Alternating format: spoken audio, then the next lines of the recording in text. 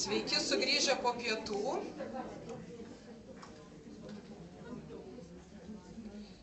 Tęsėme mūsų konferenciją. Labai džiaugiamės, kad prisijungia paskutinis kalbėtojas, ką tik iš oro uosto. O dabar noriu pristatyti sekantį pranešėją, daktarą Andrėją Hesselbeck. Jis yra apsigynęs mokslo daktaro laipsnį fino-ugrų kalbų tyrinėjimų srityje. Labai daug dirbęs, 14 metų Upsalos universitete, studentų priėmimo reikaluose kaip analitikas. Taip pat yra nuolatinis kalbėtojas Europos aukštojo mokslo švietimo asociacijoje, veda mokymus apie kvalifikacijų vertinimą ir pripažinimą, ypatingai aspektus susijusius su diplomų padirbinėjimu, klastotėmis, įvairiais akademinio nesąžiningumo aspektais. Visai neseniai Andrė prisijungė prie Švedijos Eniknarek centro, giminiškos mums organizacijos, kuri vertina ir pripažįsta užsienyje įgytas kvalifikacijas. Mes labai džiaugiamės turėdami Andrę šiandien. The floor is yours. Thank you very much. This is on, yeah, it is. I must admit I'm a bit apprehensive because this is the difficult time of day. Two great presentations, good discussions, and immediately after lunch. But we will manage. So I think we will have to kickstart this. And I'm here to take you over to the dark side of things. That is, straight into fraud. And my ambition here is to make you see the bigger picture, that fraud in higher education is just one aspect of fraud in general. That is, there is a giant industry out there which is ongoing, it's growing in size, and higher education fraud is just one part of it. So, first of all, we have to ask ourselves, what is a forgery? Well, it's the act of reproducing something for a deceitful or fraudulent purpose. Or it can be an object that is forged, such as, for instance, this bag, which is completely fake. It's not a North Face bag, although it says so. It's a Chinese North Face bag, which I bought in Shanghai a couple of years ago. It's entirely fake.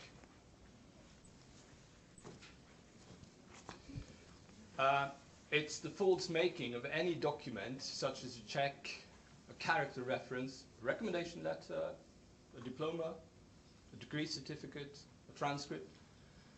This includes postage stamps, of course, as well as objects of art. Any tape or disc on which information is stored, intending that anyone shall accept it as genuine and so act to his or another's prejudice. It is something forged, and it's the counterfeiting of a seal or a die with intention to defraud. Right.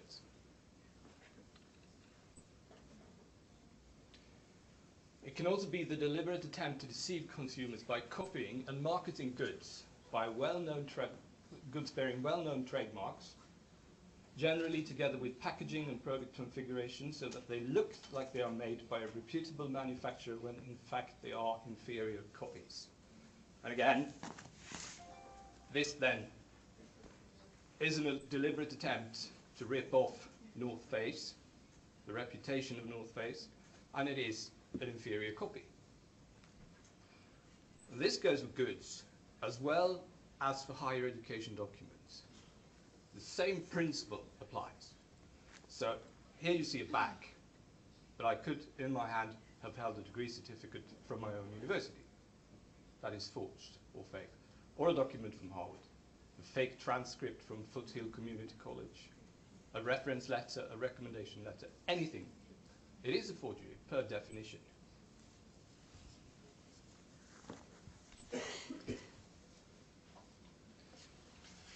So why did people forge things? It's because of social status.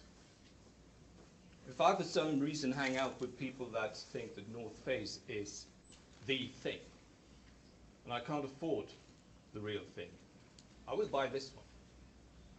If I for some reason think that I need a Harvard degree, I might go online and buy one, because it boosts my social status. I can boast about it, I can claim a degree from Harvard University, and I can even store it in my fake North Face bag. It's good for my economy. A degree from Foothill College, which is a small community college in the US, is a good degree, but it's not as good a degree as a degree from Yale or from Princeton, because I will get an increase in my pay if I have a degree from a good university with a good brand name. And this has been touched upon before by the other speakers. It all comes down to the brand name. So I can do this for career purposes as well. I can get a new, better paid job if I have a good degree, even if it's forged from a good university. Some people actually do this only for fun. They forge things because they think it's fun. And this is an important aspect of it, because we're all humans and we easily forge things. We are all liars to some extent. A 100% honest human being is very difficult to be around. I've worked with people who were 100% honest, and believe me, it's a nightmare. Because you would walking at the job in the morning, and they would greet you with things like, "Oh my God, you look ugly today." That's the sort of thing they would say to you, because they understood the concept of lying, but they saw no purpose in it. And in some cultures, we fake things because there's nothing wrong with it. It's just what we do. We do this. In our culture, we fake this, and we fake that, or we fake that, because it's socially accepted.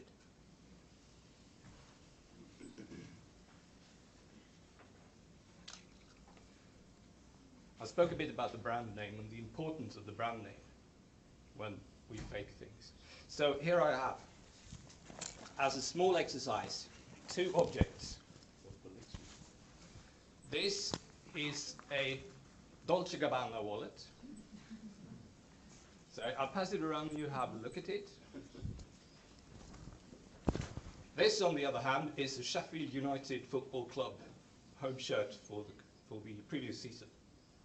So have a look at this. And at the end of the presentation, I will ask you which of the 2 objects is fake and which is genuine, and why. If you get them back. If I get it back, yeah.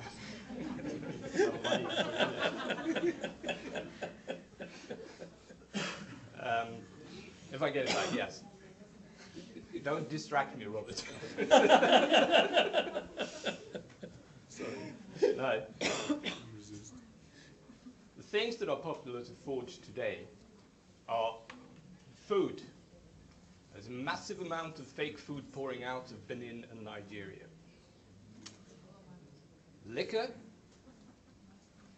cigarettes, one of the most popular things to fake. Medicine, this might be a bit scary, but it's a fact. Clothes, toys, and here, regarding flying, Robert, spare parts for airplanes is one of the most forged items. And there have been instances in which a plane has crashed and the looters are there before the rescuing teams are there, just to pick up spare parts from the airplane and put them back on the black market. Cell phones. The Chinese have an excellent version of the iPhone, and they call it the Sci-phone. They make it in the same factories. It's uncertified, and it's made by people who are referred to as the ghost shift. That is, the people who come into the factory after the official closing hours. For the Sci-phone, you can buy real Sci-phone batteries, or you can buy fake Sci-phone batteries. So there is a double fake for the Sci-phone. A fake Sci-phone and fake batteries. You can fake countries. You didn't know that, perhaps. Robert, have you heard of Hutt River Province? Yes. Yes. Have you been there? No. No. Hutt River Province is completely surrounded by Western Australia. Yes. It is a country, at least according to Prince Leonard Castley, who lives there. He used slip up in the formation of the Australian nation in the form of the tractate that didn't refer to Hutt River explicitly. So he concluded that since Hutt River is not mentioned, it's not part of Australia. It's a separate country. Antico Principato di Seborga. Has anyone heard of that country? It's in Rimini, close to Rimini on the Riviera. Same thing applies here. They forgot to mention the town of Seborga, so the self-made prince says, no, we're not part of Italy. Seborga is a different country. You can look them up. There are several. The Kingdom of Lemuria, the Kingdom of New Utopia, the Dominion of Melchizedek, and numerous fake countries in the world. You can fake passports. This is mine and it's real. You hold on to that. Yo.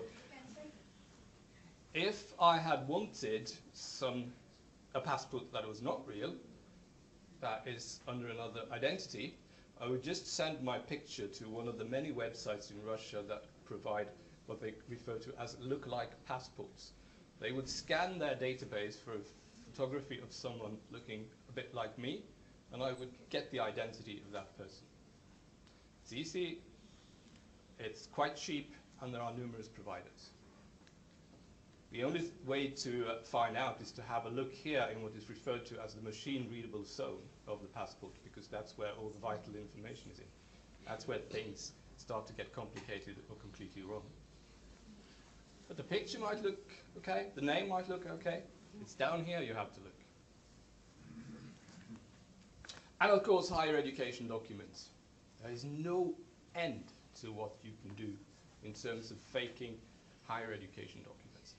It's not only transcripts and diplomas, it's reference letters, recommendation letters, any type of document that is valid within higher education. And there are numerous providers out there. Again, in Russia, you can go to sites like diplomų.com.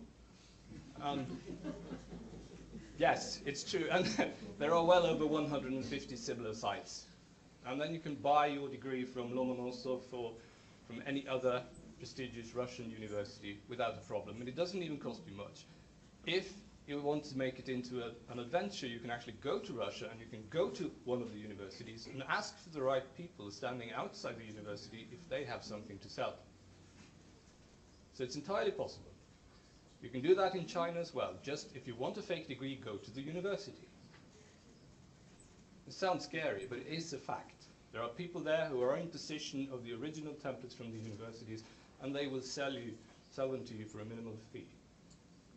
In China, at some of the walls you can read signs saying, get paper, which is Chinese for get any type of fraudulent documents, followed by a telephone number, and you just call that person, and you can buy pretty much anything.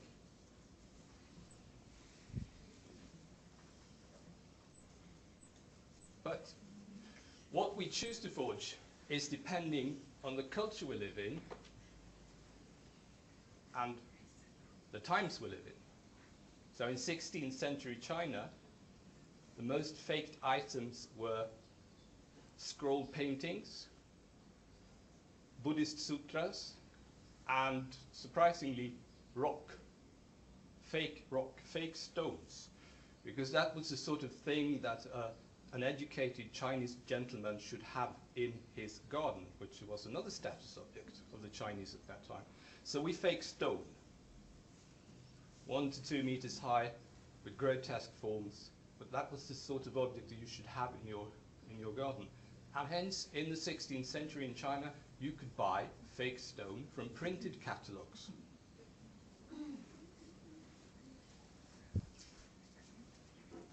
So the basic message here is that any cultural capital that can be converted into economic capital is subject to forgery. It's not a question of if it will be forged, it's a question of when it will be forged.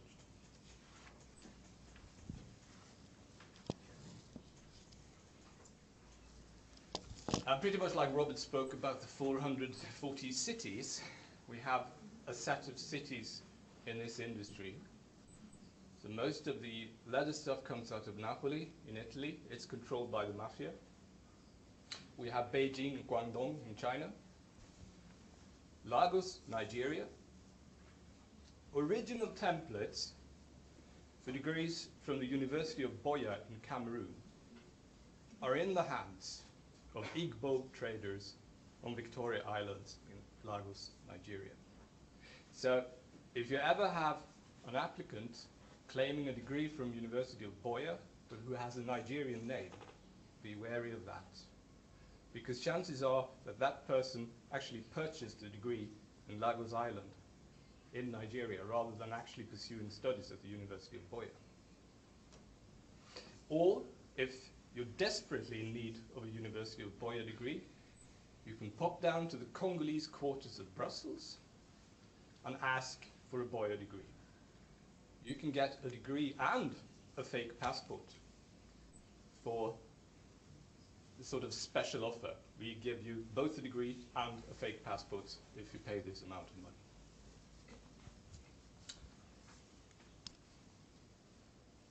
Which is exactly what some people have done. Hyderabad, India. Anything in terms of higher education documents can be bought in the bazaars of Hyderabad in India. So, for instance, one of the most faked items there are degrees from Osmania University. You might have had applicants from that university, and some of those applications are real. Those are genuine applications. But at other instances, 100% of what lands at an evaluation agency's desk in the US from Osmania University, everything, 100% is fake, because it was produced in the bazaars of Hyderabad. Karachi, Pakistan. Karachi is a port city on the coast of Pakistan. And 100% of everything that is fraudulent in terms of higher education documents comes from out of Karachi. That's the center of production in that country. You have Istanbul in Turkey, where you can buy a few things as well. And the emerging markets here are Thailand, Vietnam, Malaysia, Hong Kong, and Benin in West Africa.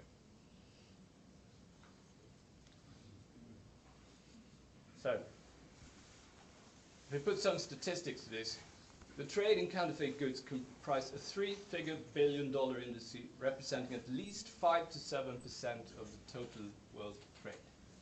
So 5 to 7% of everything bought and sold is fake. And this percentage, and this goes back to globalization and the growth rate of things, this percentage is increasing all the time. So in 1999, there were 25 million counterfeit items seized by customs. In 2000, it was 70 million. In 2001, 100 million. And in the European Union, in 2015, more than 40 million products valued at 650 million euros were seized by customs. Fake. We are flooded with fakes. 50% of all medication brought into Nigeria is fake. Fake degrees from real universities, at least 100,000 sold in 2015. At least. But I would suspect that it's closer to 500,000. At present, fake degrees are a huge problem in India, because that country is being flooded by fake degrees. Fake degree rackets are busted almost on a daily basis in different states in India. One day it's in Gujarat, next day it's in Andhra Pradesh, next day it's Uttar Pradesh. And there are close to 1,000 fake universities in India at present.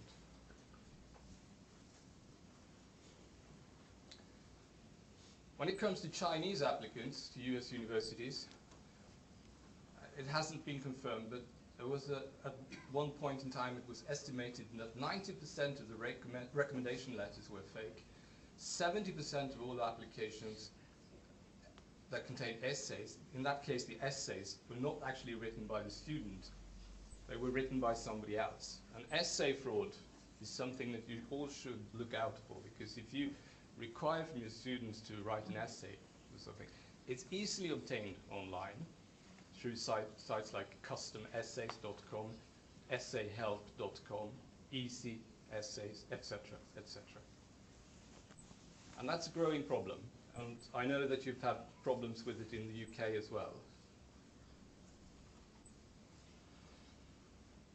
In 2013, in the United States, university registrars there estimated that 1 out of 10 applications from Chinese students contained fraudulent documents. It doesn't all have to be fraudulent or forged, but there was some fraudulent forged document in the application.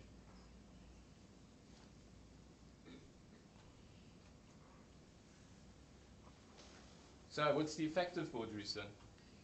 Well, they do actually pose a risk to people's lives and health. Not this one, not a passport exactly, but if you go and buy a fake watch, an imitation watch, it's of such low quality that when you put it on your wrist will probably be full of blisters because it's chemically treated to look like gold. And the clockwork might last for 2 days. It's typical for the Indian substandard watches made. It means lots of tax revenues, of course. And it does harm the reputation of real companies. So, it's not in North Face's interest that these bags are out there. It's not in your university's interests that fake degrees from your universities are out there. It will fall back on you, it will harm your reputation.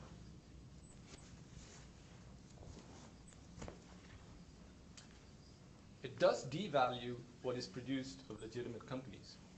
I'm going to get back to that point later when we talk about fake universities and diploma mills. It could mean a loss of legitimate jobs, and the revenues for producing things like this are used for other forms of economic crime, such as drug trade, trafficking, anything. So it's a network. And when you look at fraud in higher education, don't look at it as something isolated from the bigger picture. It's just one part of the international trade in counterfeit goods, and it is to be taken seriously.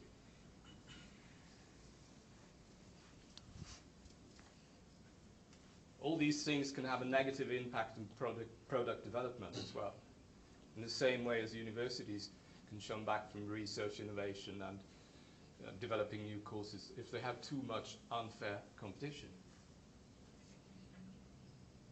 So the organization here is that this international trade, that also includes the fake higher education documents, are organized as criminal networks. We have production in one country, assembly in another, and transportation through a third country. So fake degrees produced in the bazaars of Karachi will typically pass through the port of Dubai or the airport of Dubai to be assembled there, and then sent along to the customers in other countries through a third route.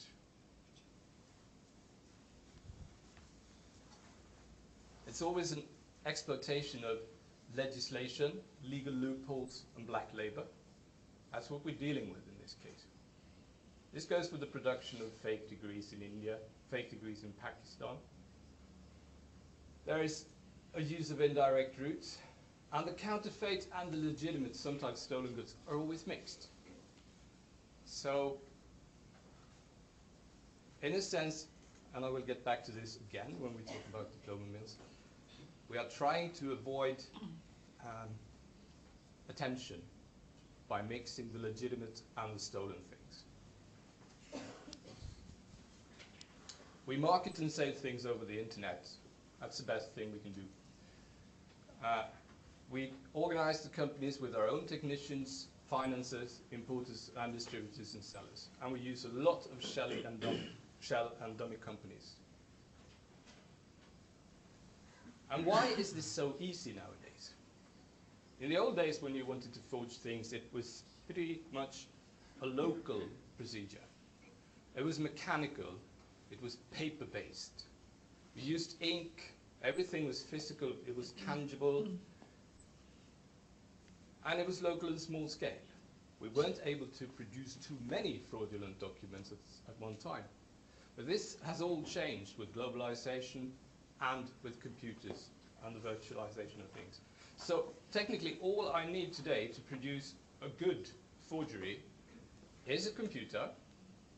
I need a scanner, I need a screen, obviously, and then I've gone virtual, and I've gone global, and I've gone large scale.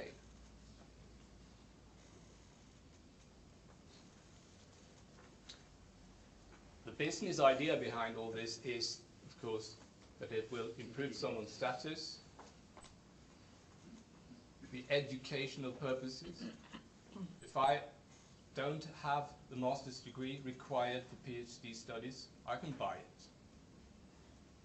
It will boost my career, it's good for my economy, and I can get other economic benefits from it, such as obtaining student loans or visas to go to another country to study.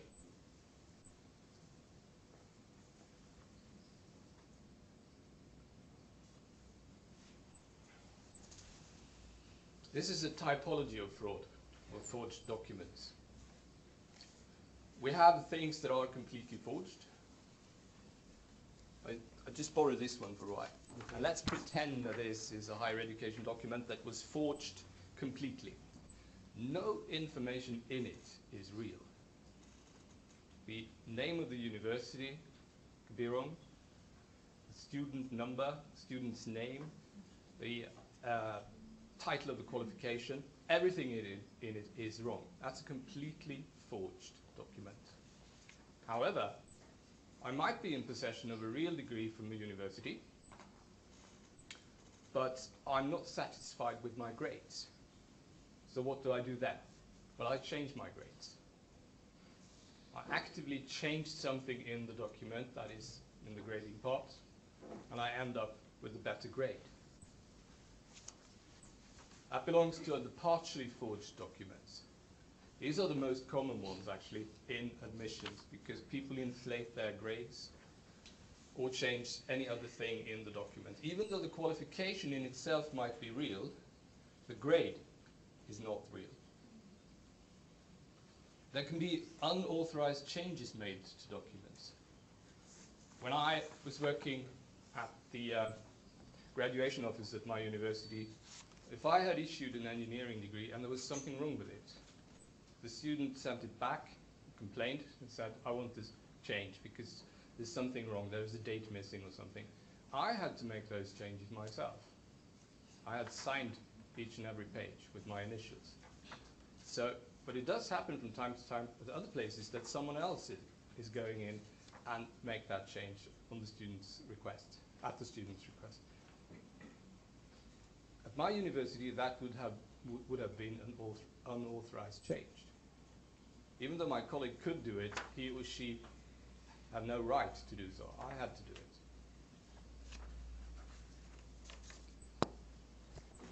it. Illegally issued documents. It does happen from time to time. In Pakistan,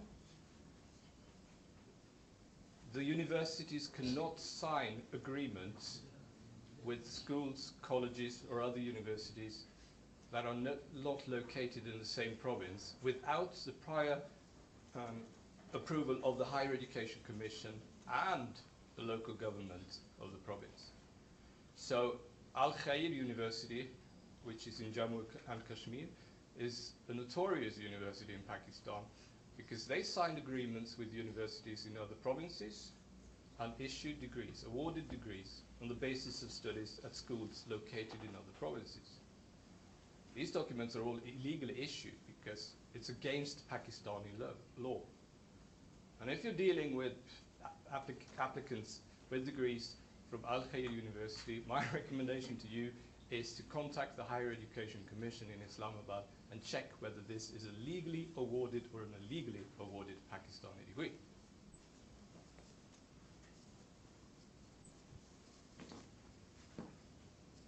The relevant documents and the fantasy documents are special types of forgeries. I can create a number of documents that are actually perhaps not needed for an application, but I submit them anyway, such as fake recommendation letters or document stating that I am the Pope or something like that. That would be a typical fantasy document.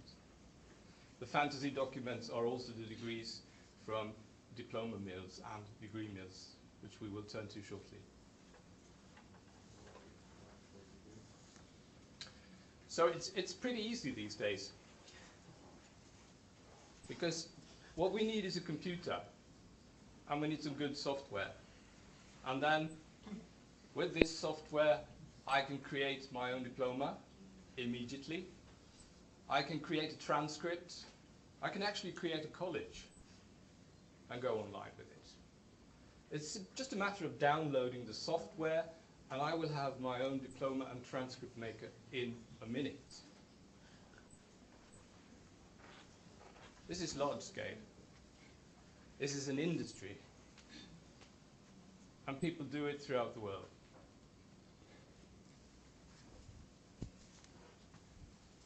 The rest of the panel looks shocked. No. I've been applying for a degree. Okay. Have you all been able to have a look at the wallet and the shirt yet? All of you? Okay, fine. So I'll wait for a few minutes for you to have a look at that. So the forgeries in higher education today, the most common are, of course, the certificates and the diplomas. These are the essential ones.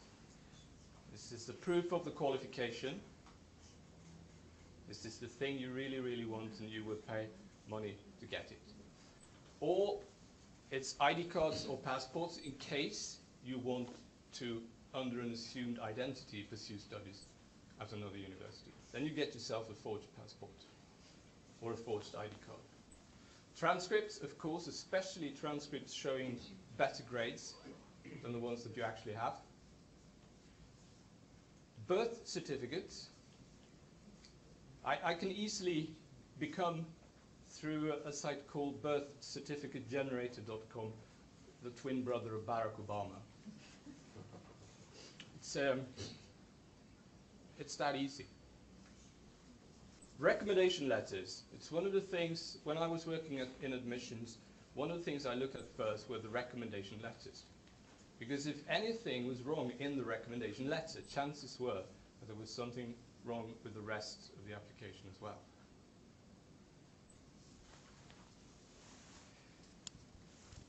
And language tests, of course. One of the language tests you can verify the results. For the other of the two larger ones you can't. So you have to decide for yourself which one to use. But I would recommend you to use a language test where you actually can verify the results. And again, here we have, when it comes to fraudulent documents in the world, we have production centers. And you might start to recognize a pattern here. We have Lagos, Nigeria, Hyderabad, India, Karachi, Pakistan, again. In Lagos, in Nigeria, everything that has to do with forgeries is in the hands of Igbo traders. And the Igbo is one of the main ethnic groups in Nigeria, alongside with the Yoruba and the Hausa. But the Igbos are so good at forging things that in Nigerian Pidgin, that's the Nigerian version of English, anything that is fake is referred to as something that is Igbo made. So there is even a term for it. Things that are Igbo made are forgeries per definition, and they are made by the Igbo. Wonderful tradesmen, wonderful. But they're heavily into the forgery industry. And of course, Beijing, China.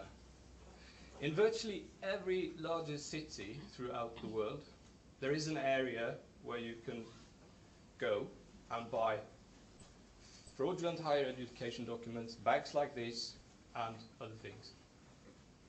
It's Brussels, the Congolese quarters in Brussels. In Shanghai, today, the main fake market is located in the tube station right under the Shanghai Museum of Science and Technology. Here we go. It looks like you're getting ready with this.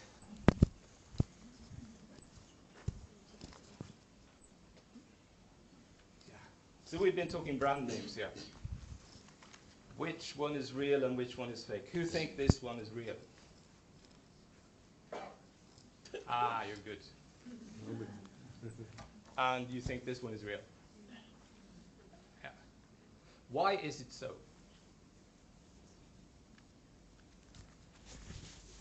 Who wants to back Sheffield? Exactly.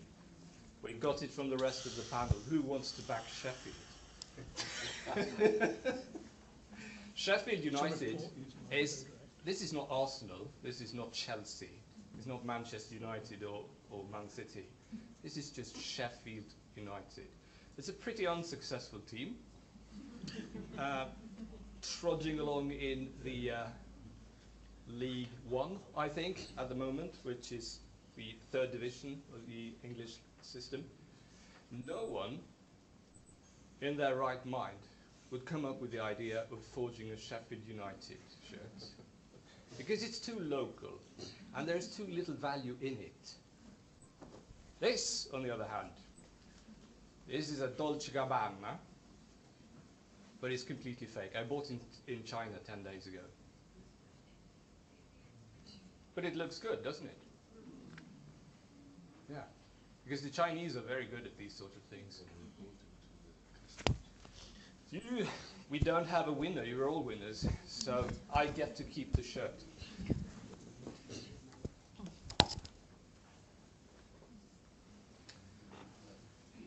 Now we're going here.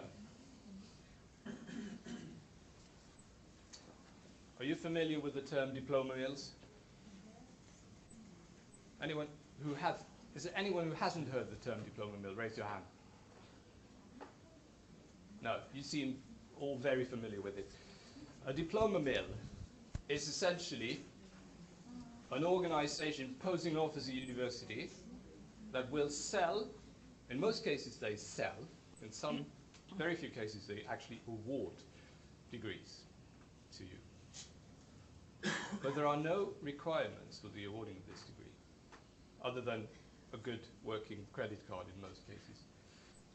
These are universities, or alleged universities, that are not recognized or accredited by any body with a mandate to do so. So in a sense, they are illegal entities in some countries. In Sweden, it wouldn't be illegal, because in Sweden, the laws are so permissive that I could set up my own fake university in no time. I can call anything a university in Sweden because the term is not protected by law. The same goes for the term college or academy. So I could, in a matter of days, I could create my own university and start awarding degrees. But the point to make here is that there are more than 3,000, probably more than 3,000 diploma mills in the world today. And again, it's happening large scale and it's growing. If we look back 10 years, there were 800 of them. Now it's 3,000. It's big business. There's so much money in the diploma mill business that it probably comprises, I think the last figure I saw was that it is a $2 billion business. $2 billion going straight into the pockets of private entrepreneurs, in most cases without any formal education at all. In one of the most well-known cases called St. Regis University, the family that ran the business were all high school dropouts. None of them had completed high school education, but that didn't prevent them from running a very successful fake university empire. And they made quite a lot of money. So, if we look at some of the statistics here, diploma mills in the USA only sell well over 2,000 degrees to customers worldwide. And out of these, 50,000 are doctoral degrees. There's a question for you here. How many doctoral degrees do you think are awarded on an annual basis by real universities in the United States? Is it less or is it more? Any guesses? Oh, you're so quiet. More. No, actually it's less. it's about 40,000. So the diploma mills, in terms of churning out doctoral degrees, are outperforming the regionally accredited and nationally accredited universities in the United States. And if you do a survey, if you check, you select a few of the most well-known of the fake universities, the diploma mills, such as Irish International or Almeida College and University, and you check it through LinkedIn or Google, you will see that there's a high percentage of people in federal institutions in the United States, in the military, in the government, and also a lot of firefighters and policemen that have degrees from these universities.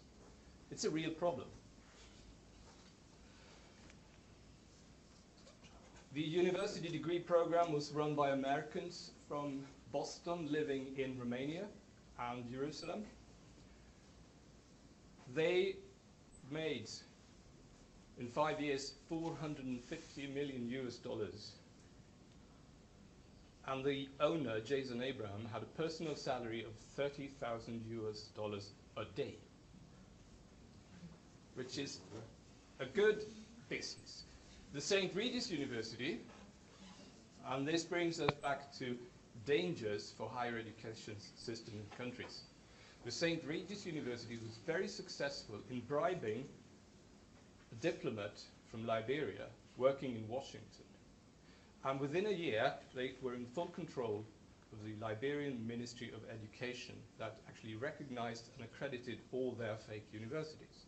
So if someone ended up assessing a qualification from the St. Regis University system, they had to ask the Liberian Ministry of Education, is this university accredited in Liberia? And the Liberians would answer, yes, it is. But they were all fake. Exact. That is the largest diploma mill empire that has existed, probably. It's run from Karachi, Pakistan, by a software company called Exact. I have a list of 300 plus universities within this empire. They're called things like Greenleaf University, Parkway University, Oak Bay University, Nelson University, Nixon University, Kennedy University, Lincoln University, and so on and so on. But the ease with which you can create sites like this is actually staggering and a bit scary, because that my list contains 300 different universities. The real figure is probably the double. And in some countries,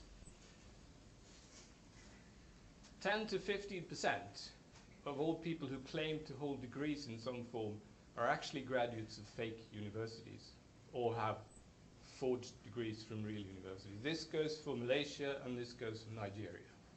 South Africa is also hard hit by this. So we're reaching a critical mass here. No, we're reaching a point where it's becoming difficult to do something about the problem because there are so many people out there with forged degrees or degrees from diploma mills.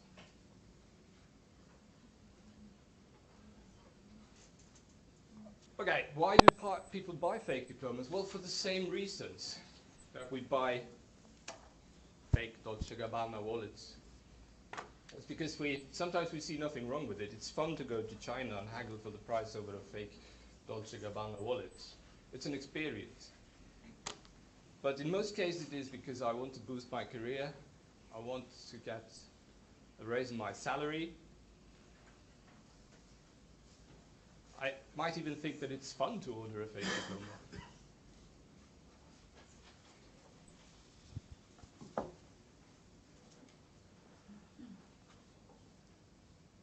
So how do you recognize them? There are few, if any, admission requirements. A typical diploma mill will welcome any student. Just come to us. We will recognize all your prior learning and we don't require anything from you. We don't even need your high school grades because we trust you. The location is a total giveaway. They seek out actively areas where there is a weak or insufficient legislation in the field of higher education. So Pakistan and Bangladesh were areas hard hit by diploma mills a couple of years ago. They tighten up things, pretty much like Wyoming and Alabama has done in the United States. Those states too used to be home to several diploma mills in the past. Now you would find them in places like Hutt River Province, that is a fake country, or in places like Panama, Malaysia, the West Indies, small islands in the West Indies, and Somaliland, which is an unrecognized part of Somalia. It's autonomous, it's self-governing, but it's not a state. But it's still an interesting location for people who run fake universities. We are recognized in the Republic of Somaliland.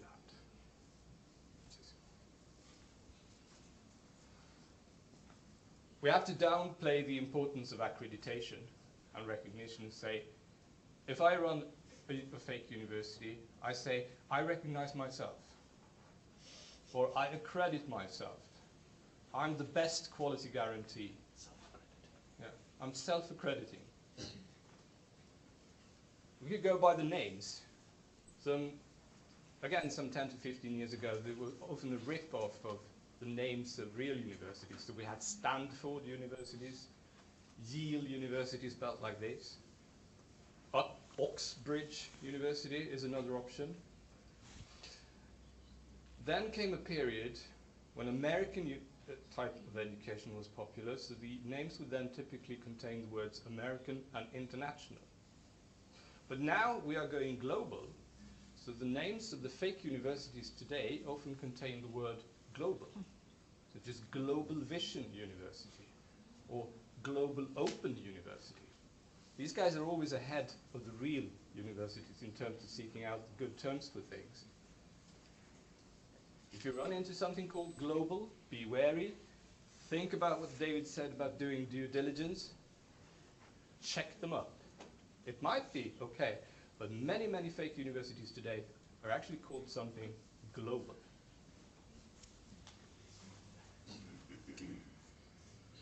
Now, what are the effects of fake universities? Well, they do actually pose a risk to people's life and health, just like forged items. A fake engineering degree, a fake medical degree. This is something you just buy. You buy yourself a medical degree, but you have no medical training whatsoever. You buy an engineering degree, you're not an engineer. You don't even know how to build the simplest thing, but yet you are an engineer in bridging and road construction. But most important of all is that this is competition for real universities that has a really negative impact on the value of real education. Because if there is a shortcut to take, it might cost me some money, but it will save me years.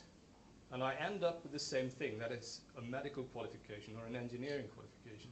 Some people are willing to take this route. And it falls back on the higher education systems of all countries. If you allow the presence of the diploma mills, you're also risking the reputation of your own higher education system. Most of all, it reduces education to a tradable commodity that can be used or sold at will. Education is a process, and it's something that gives you experiences for life. But in the diploma mill version of things, it's just something that you buy and sell.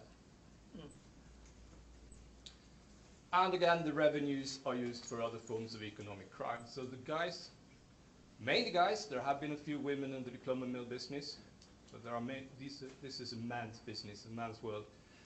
These revenues are used for other forms of economic crime: drug trade, trafficking, arms trade. And they may have a negative impact on research and education. Aurelia asked me to include something about the most recent phenomenon in this world, and that is accreditation mills.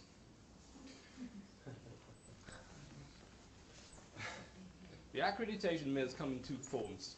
Either it's the entirely fake entity, such as the International Accreditation Organization or the American Association for Higher Education and Accreditation. Both are fraudulent and to some extent illegal entities. The IAO is one of the most prolific accreditors in the world. So if you run into a potential partner that claims accreditation from the IAO, just stay away from them. Same goes for schools accredited by the American Association for Higher Education and Accreditation. Stay away from them. The way it works is that you can easily, through I'll mention the other one first. Since accreditation is big business nowadays, there are also legitimate accrediting agencies that will, in the event that they are sloppy, create situations that are really tricky for universities and credential evaluators and recognition agencies like the SKVC and my own agency. Especially if the accrediting agency is legitimate in one country for domestic accreditation, that is, they accredit schools, colleges within their own country, and they have no remit to accredit anything outside the country, but they start doing that. They start acting as an international accrediting agency. What can happen then is that if I run a shady university in California that is not approved by the Bureau of Private and Post-Secondary Education, I will turn to one of these, either one of these, but preferably the second one, which has some legitimacy. I will turn to them and I will ask them, will you accredit my university? And they will say, yeah, we do that. We'll accredit you. So for a nominal fee, I get accredited by the accrediting agency. Then I have accreditation. I don't have recognition yet. These are two different things.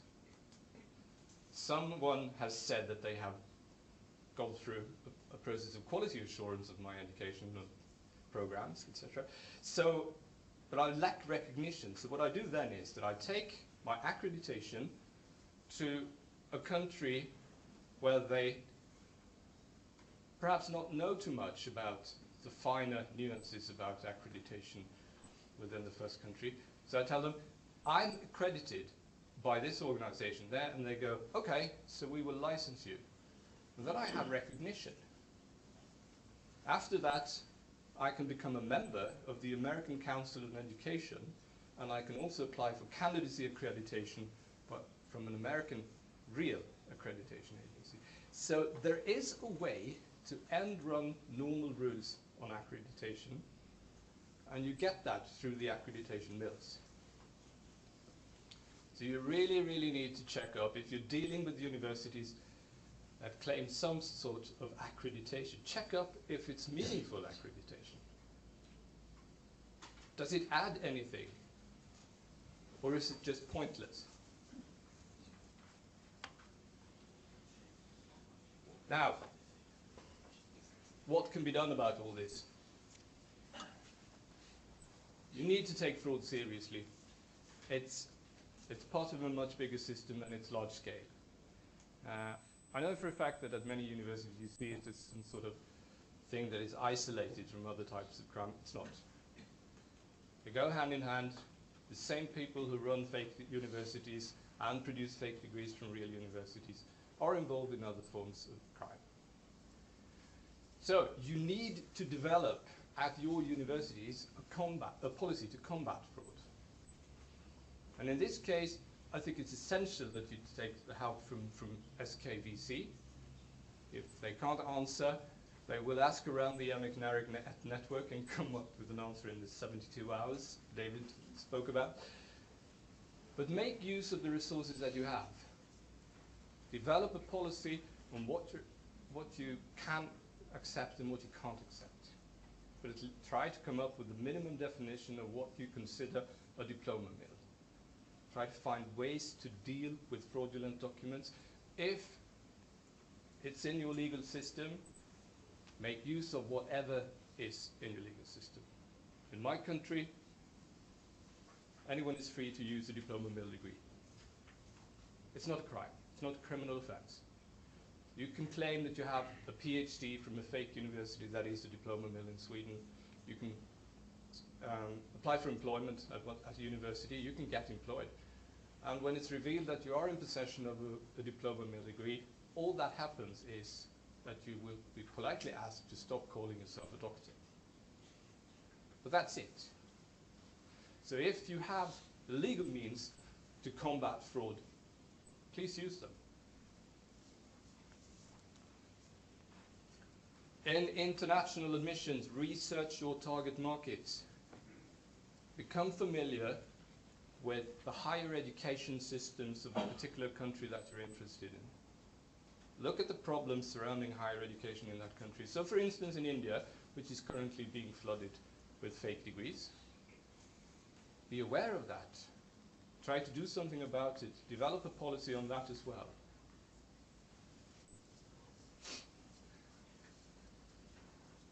If working with agents, I can only repeat what was said earlier, check them up, due diligence.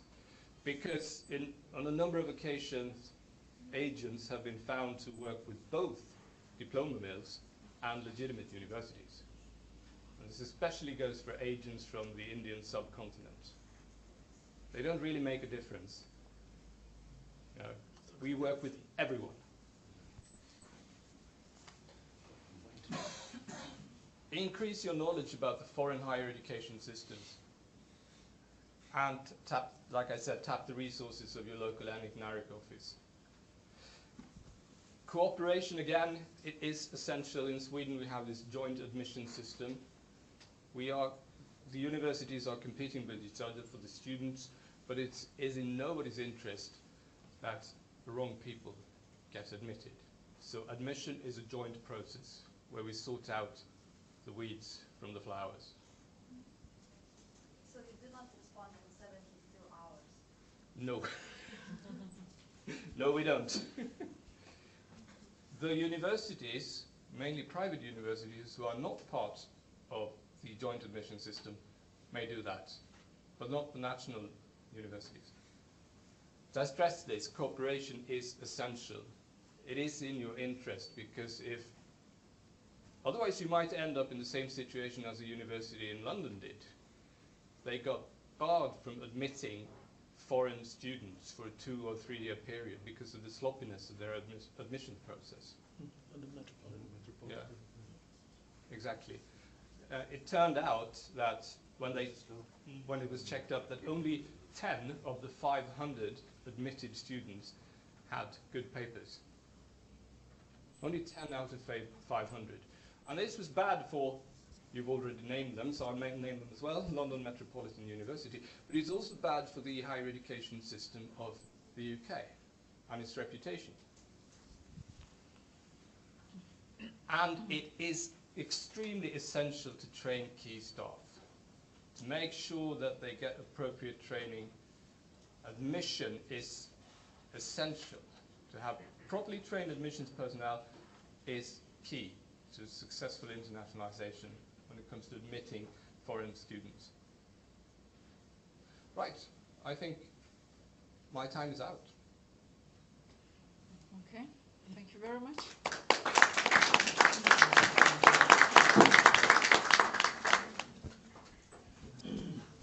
Yes, so while you pack your nice shirts and wallets I can put it on.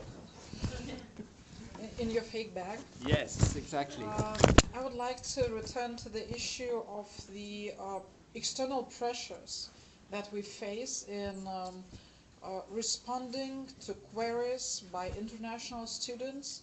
And similarly, we as a national NIC office are pressed by our institutions to advise them as quickly as possible. So this issue of 72 hours response period, is it realistic when we are talking about being cautious enough about not admitting people that should not get into place of those who are really qualified to get access to higher education? I think it's realistic if you allocate adequate resources to admission.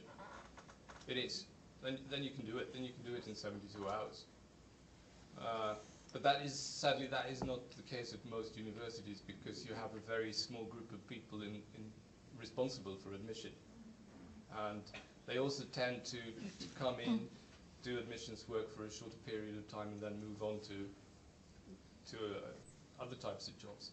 But there are a few people who stay and work in admissions throughout their entire career, of course. But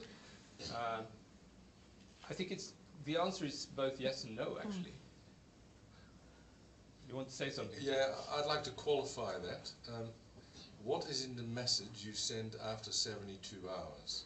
And there are some red lights when you get diplomas from a Nigerian who has studied in Cameroon. That's a red light. And I would still send within 72 hours, congratulations, you're admitted. We will send you formal admission papers once we've verified all your documentation. Yeah. In the Netherlands, we have admission officers that are sticklers for having all the documents, a whole bunch of identification documents and other things, and they refuse to send a letter, oh, yeah, you're good enough for our university within the 72-hour period, and they lose students.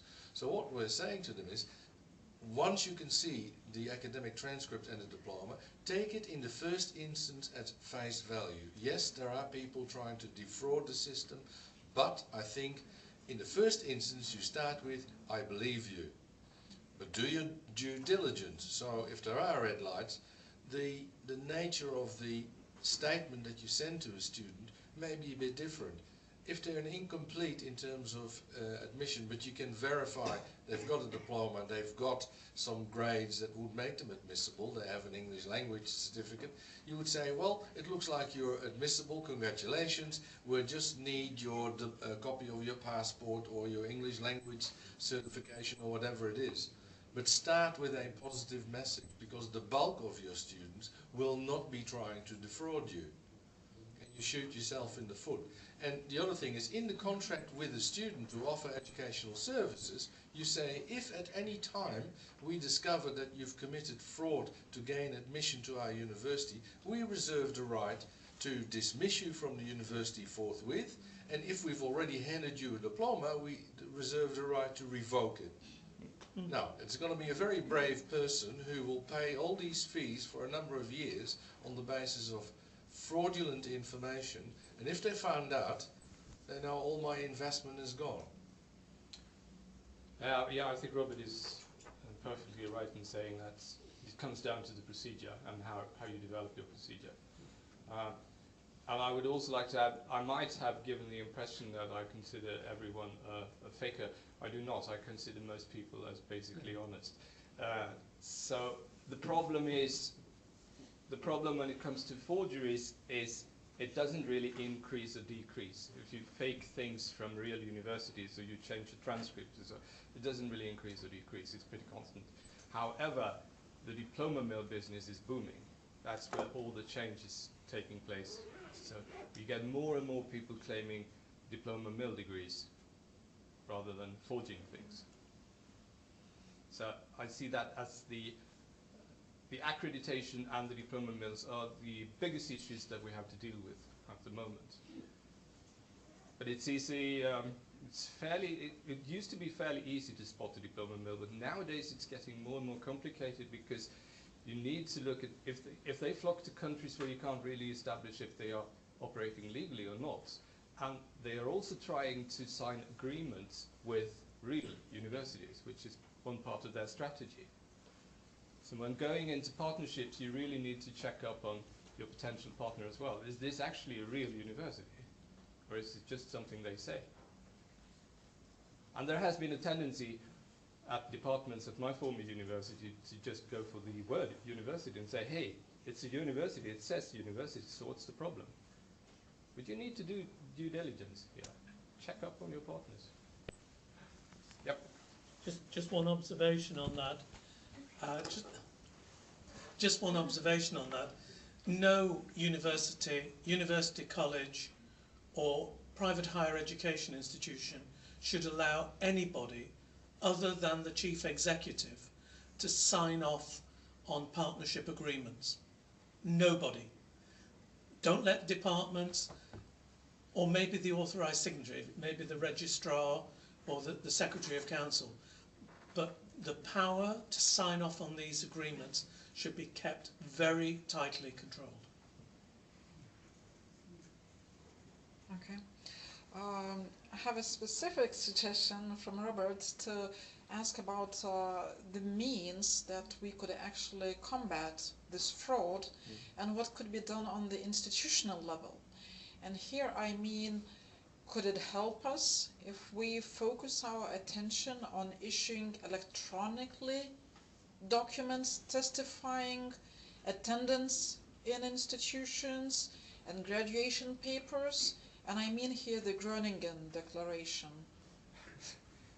I think you're asking the wrong person, because I was involved in the preparations for the Groningen Declaration, which is essentially a system of establishing a common database with higher education qualifications which should span Europe. But there are not only Europeans on it, the Chinese are participating actively in the Groningen Declaration, as well as Americans. Like Stanford University has been involved in this, and a few others as well. The basic idea is to combat fraud, to create a huge database that is accessible, where the real qualifications are, and you can search them out. Admissions officers should be able to access this database built up within the Groningen Declaration network. And that's one very good way of doing it, I'd say. Okay. I have many more questions, but I would like to turn to the audience. If you have some queries to our speaker, please feel free. Yes? When informal recognition of prior education and competences and knowledge is becoming more and more important and applied, especially if we're talking about refugees and recognition of their qualifications and knowledge, etc. When we talk about the admission to the university only, not about social status or practicing the profession, maybe the document itself is not that important anymore.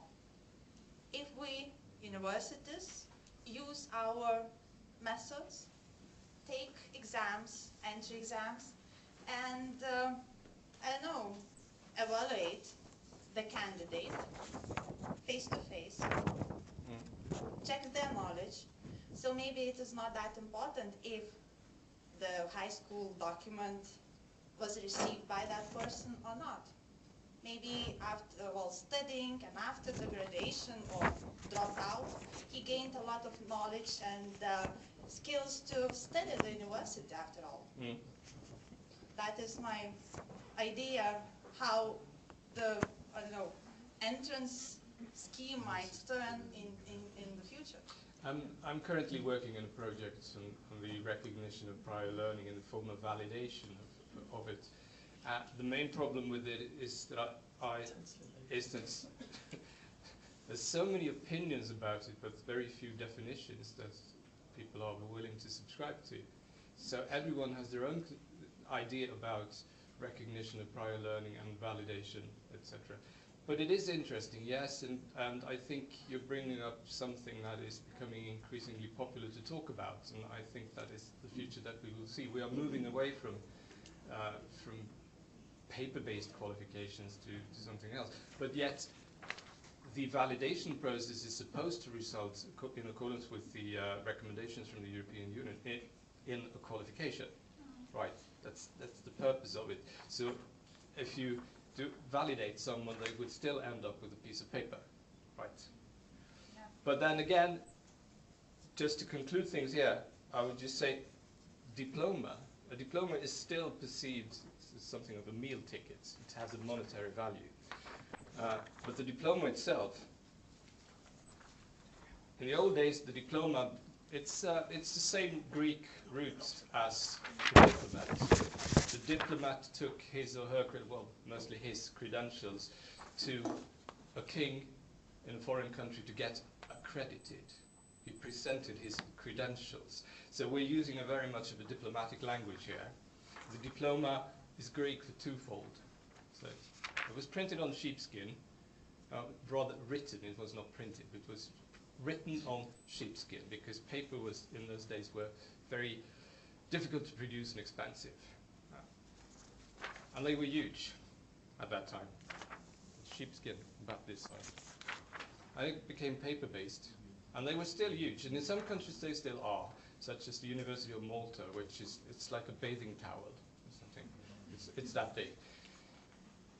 But the process is, we're moving towards A4 formats in most countries. In some countries it's gone even further. So you have diplomas this size. In other countries, the diploma can look like this. And there are countries like Malaysia. There is an interesting university in Malaysia called the Multimedia University. They don't issue anything on paper. And they started with that about 15 years ago.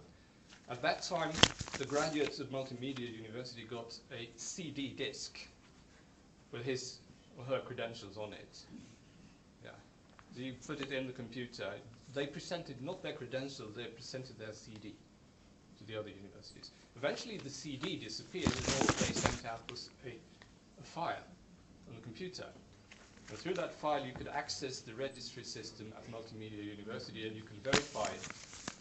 But it meant the process is that everything gets smaller and smaller and smaller. And eventually the diploma will disappear. You can have mine. Okay. I just deprived him of his program. So, yes, yes, less attention is being paid to the physical object of the diploma. And that's a part of the globalization process as well. And it has its analogies. I mean, look at what's happened to. You had musical furniture, great record players. The record players got smaller, and everyone, some 20 to 25 years ago, people were walking around with their Walkman. Their Walkman. Their Walkman. The Walkman was replaced by the MP3. No one walks around with an MP3 player these days. We all have it in the mobile phone. And there are no physical things. There's no such thing as a disc anymore. You can't buy records except for in some very specialized shops.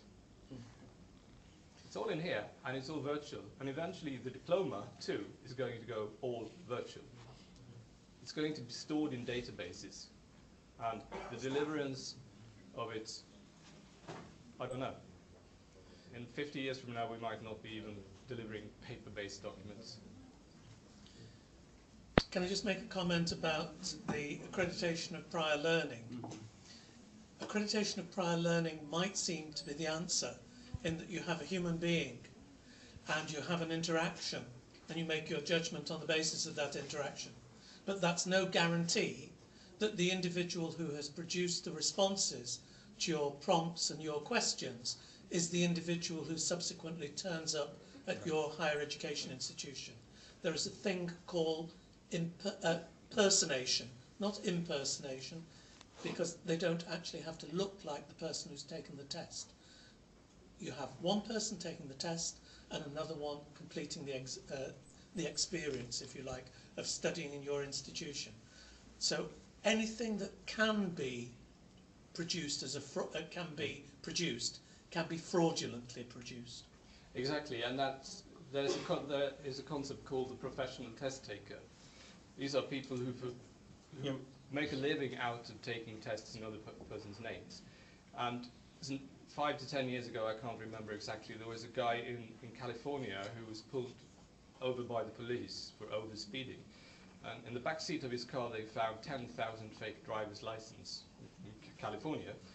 But that wasn't the most interesting thing about him. The interesting thing about him was that he was under 7 assumed identities, studying at 7 7 different Californian universities for people who were working illegally in the United States rather than taking the courses. And he was doing well. He had great capacity, so he was on his way to 7 different bachelor's degrees. But he was a professional test taker, and these people exist.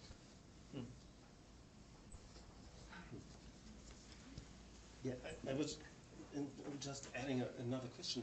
We start in Germany with the individual testing system, like that, and we have tests, some 280 test centers in the world, where the people are coming in, taking their passport in, and someone is looking whether this person is doing their test. And then you have a centralized database, and the university can look up the scores, and if the guy shows up at the university, they can look at the passport. If the passport is fraudulent, okay, then you have a problem. But generally speaking, I think it's a good idea. Yes. Yeah, I think, and that goes for cooperation in general. Yes. While you may be competing for the students, it is in your interest to cooperate when it comes to admission.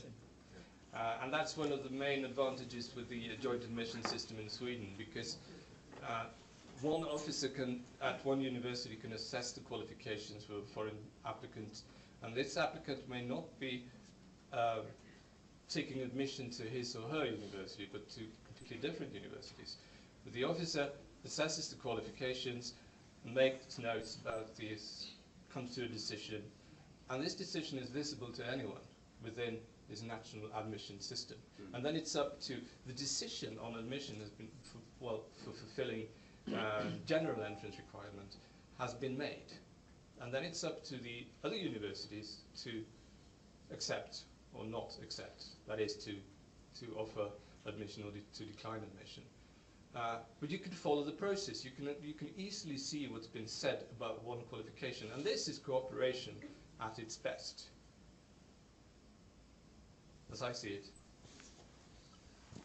The Australians had a lot of trouble with several countries in terms of forgeries, and they started to set up teams, small teams, who would do document verification in country, because they spoke the local language, and they were able to verify whether or not the documents were real or whether they were fakes. And of course they had a lot of experience in looking at these things.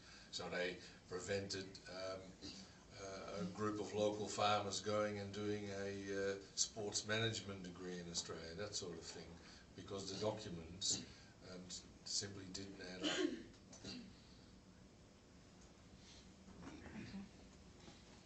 Thank you very much, Andre, and unfortunately we have to close the topic. It's very interesting, so maybe we save something for the future as well, but meantime, thank you very much. Yeah, absolutely. Thank you.